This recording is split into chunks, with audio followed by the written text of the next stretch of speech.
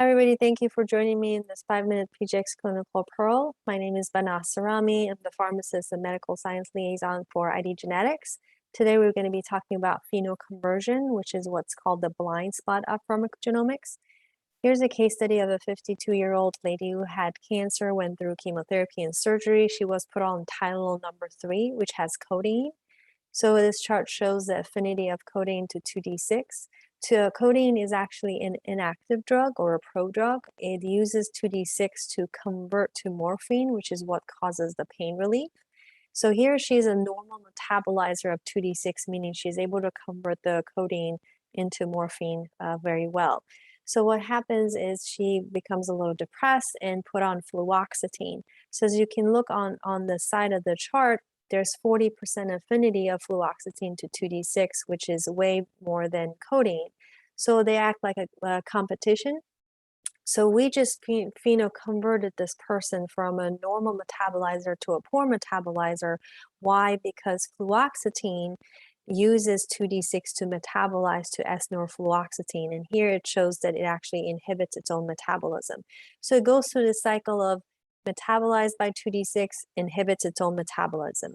It metabolizes by 2D6 and then inhibits its own metabolism. So it goes through this nice cycle, and that's what creates this long half-life, meaning it stays in the body for a long time. But as you can see here, it inhibits 2D6. So what happens is in this situation, codeine is not able to use 2D6 to be able to convert to morphine to cause pain relief because fluoxetine is taking over. And so we just phenoconverted this normal metabolizer, 2D6 normal metabolizer patient to a poor metabolizer. And that's what you don't see in a very simplistic PGX report. And that's why it's called the blind spot of pharmacogenomics. So all that had to be done is change her to the active form of codeine, which is morphine, and then just keep her on fluoxetine, and you can see that affinity or the competition has gone away. So this is our test requisition form or TRF form. I'm just focusing on this section where you put the prescription medications, over-the-counter medications, herbal medications, environmental factors, dietary supplements, because they have a lot of impact on how medications affect the metabolism. And here's a reason, just an example. Here's a CBD.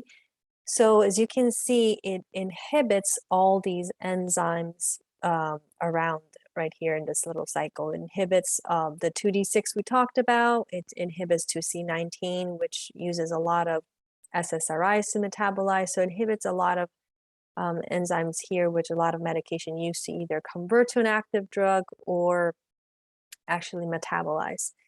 And so last thing, we always want to say to share the PGX report with other clinicians, because if not everybody uses their prescription or gets their psychiatric or SSRIs or whatever that is from their psychiatrist. They can get that from primary care, OBGYN, you got pediatrics. So sharing that information amongst everyone is well appreciated, and patients can use that information when they go on to a different team.